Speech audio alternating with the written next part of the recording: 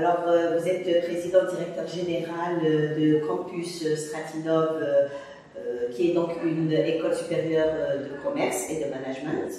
Et c'est une école donc, qui se trouve en plein cœur de Paris, dans le 16e, et qui est aussi ouverte à l'international à travers 4 campus, donc Oran, Alicante, Alger et Tunis. Et Monsieur Munoz, Philippe Munoz, pouvez-vous nous dire plus concernant votre campus d'Alger? Écoutez, oui, comme vous l'avez dit, nous sommes présents sur le bassin méditerranéen. Alors avec une empreinte forte à Paris 16e, où 24 heures là, nous avons un très bel établissement qui est le cœur du groupe. Ensuite, nous avons une empreinte sur l'Afrique, puisque j'ai souhaité que nous soyons présents donc à Alger, Oran, Tunis qui est en visio, et Alicante dans les prochains jours va réouvrir après cette première pandémie que nous connaissons tous. Et en tout cas, ce qui nous caractérise, c'est que nous sommes l'école des managers méditerranéens, ça c'est important.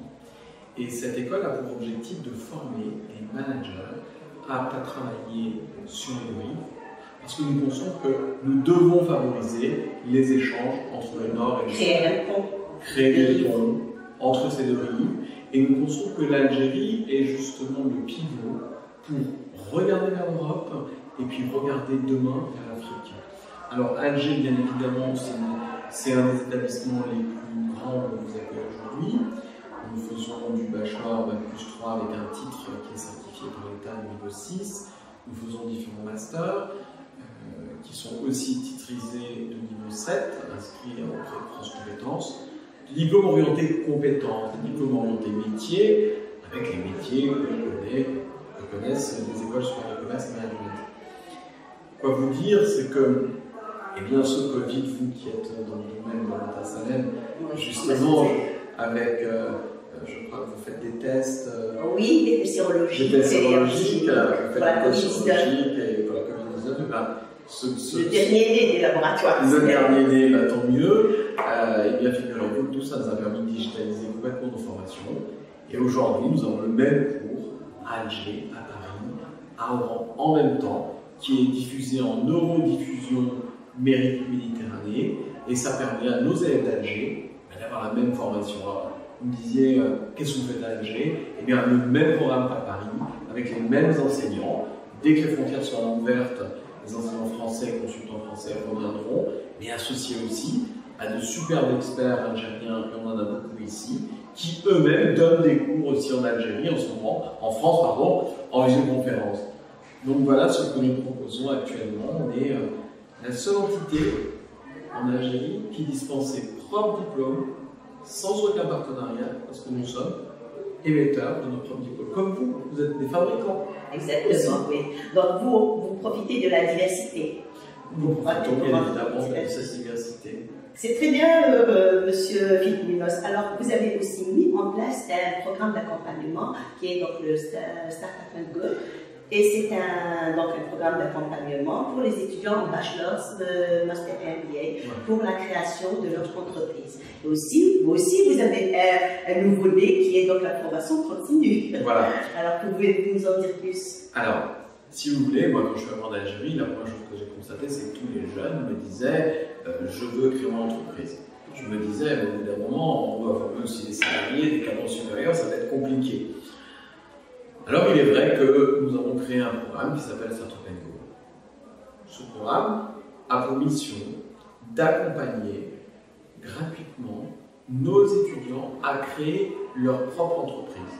Donc ils sont suivis par un coach international qui les accompagne, détermination d'idées, formalisation, positionnement du produit, organisation, financement, organisation juridique.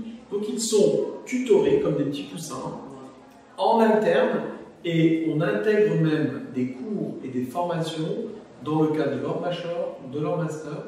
Et c'est ouvert à nos étudiants, mais aussi ouvert à tous les alumni de Campus Stratinov, parce que ce qu'on veut, c'est aider le maximum de jeunes à créer leur propre entreprise.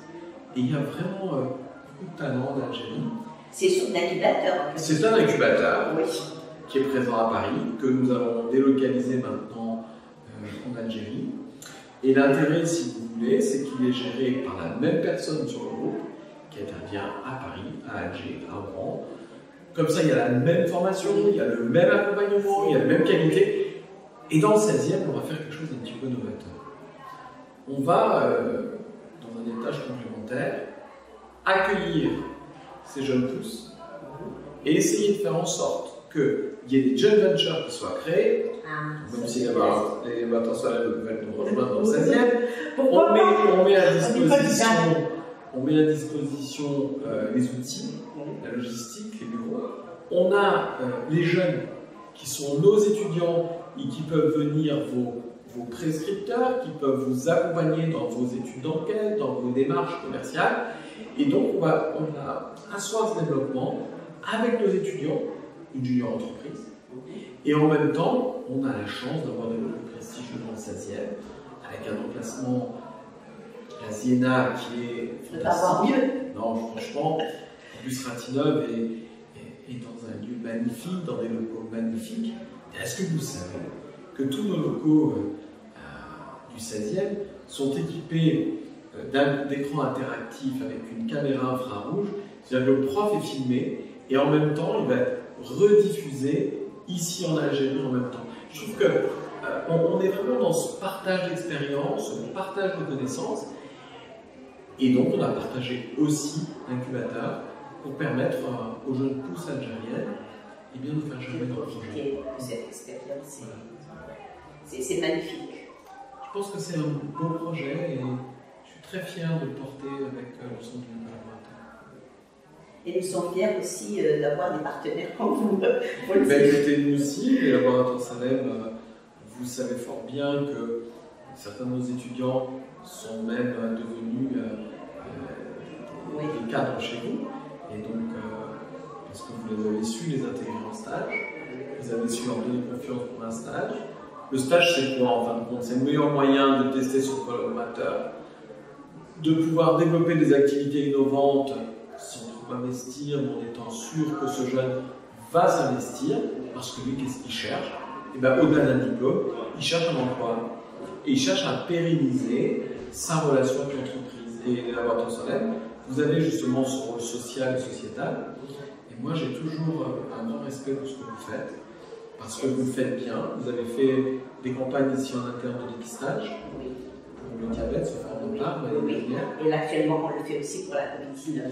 Vous le faites pour la COVID-19, donc nous pourrons collaborer sans aucune difficulté avec plaisir. Et c'est vrai que vous êtes un laboratoire engagé.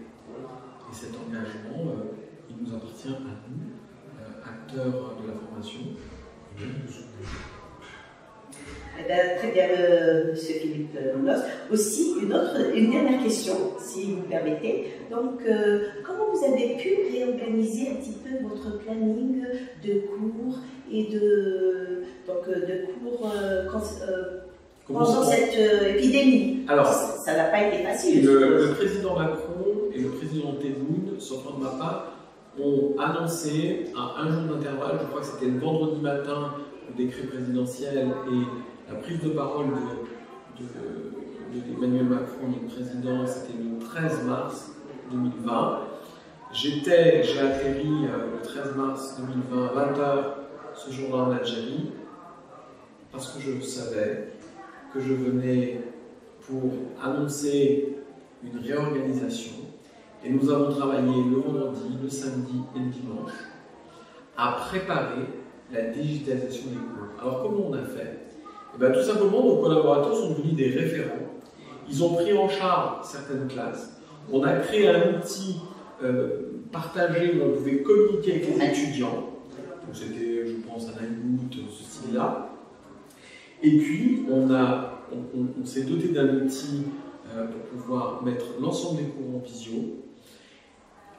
On a convoqué l'ensemble de notre staff et tous nos enseignants.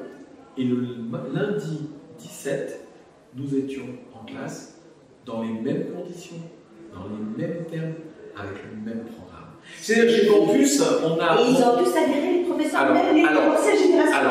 Alors, il est vrai que... Je dirais que certains n'ont pas adhéré. ceux qui n'ont pas adhéré, de toute façon, que voulez-vous que je fasse? Mais, allez, 90% des professeurs ont adhéré. Et moi, j'étais extrêmement surpris.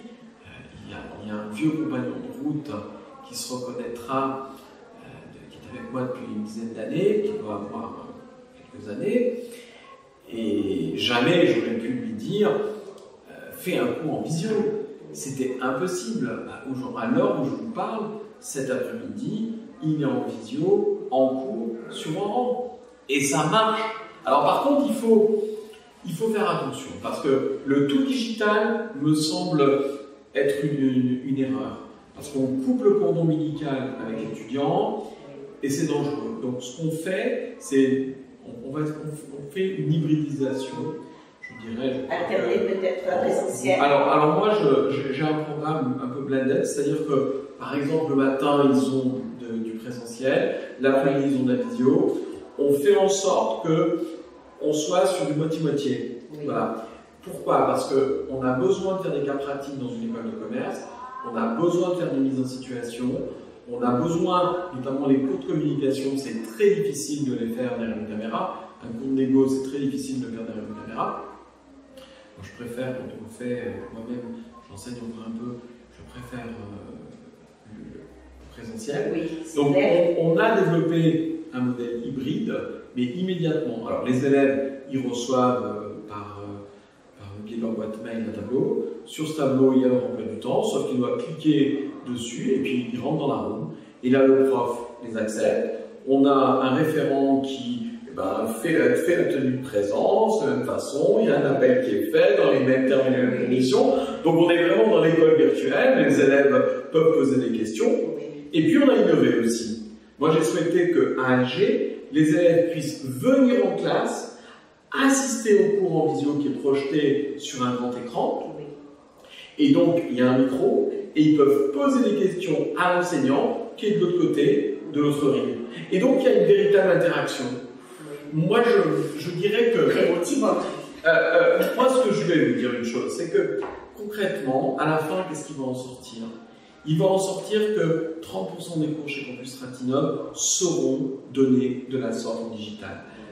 30%, ce sera les profs des deux rives qui se déplaceront pour faire des cas pratiques, des mises en situation.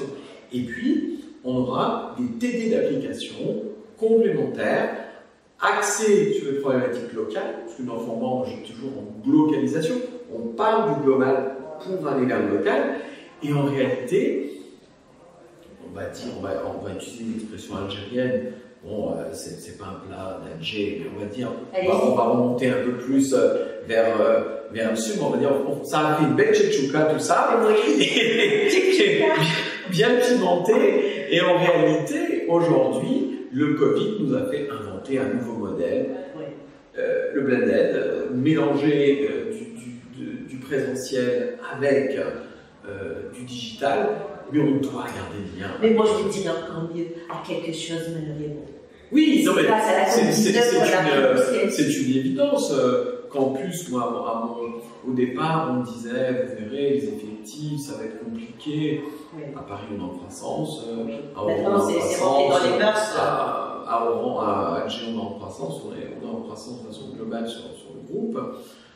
Alors, moi, je trouve que c'est plus simple, en réalité. Par contre, très important, ce lien social avec le jeune. Il faut qu'il revienne parce que devant un écran toute la journée, il se perd. C'est vrai. Et regardez aujourd'hui, on crée un forum de l'entrepreneuriat, de l'entreprise aussi, et ils sont présents, ils sont là. Donc ça veut dire que quand on leur offre ce lien social, ils sont présents, ils répondent par leur fidélité. Et je vous remercie, Oulébarton Salem, d'avoir participé à... Eh bien, c'est à nous à vous remercier aussi, M. Fitminos. Malgré votre agenda très serré, vous avez pu quand même nous accorder. Mais toujours. Moi, je vous dis vraiment plaisir. Ma priorité, c'est l'entreprise dans une école de commerce. C'est-à-dire que c'est vous qui donnez le diplôme. Oui, moi je donne des cours, je donne le diplôme. C'est une complémentarité. Mais l'entreprise, moi j'ai quand mon diplôme? C'est quand vous embauchez mon jeune et que mon jeune est chez vous, ouais, en activité, et qu'il réussit, et le petit Soula qui est chez vous, excellent, je sais qu'il est brillantissime, oui, qui a fait un Master 2 en marketing communication chez nous. Eh bien, c'est ça notre référence, notre réussite, c'est que, et que les entreprises, vous soyez là à jouer le jeu, va vous montrer que vous misez sur les pupilles de demain. C'est vrai. Merci beaucoup, M. Minos, et à bientôt. Merci.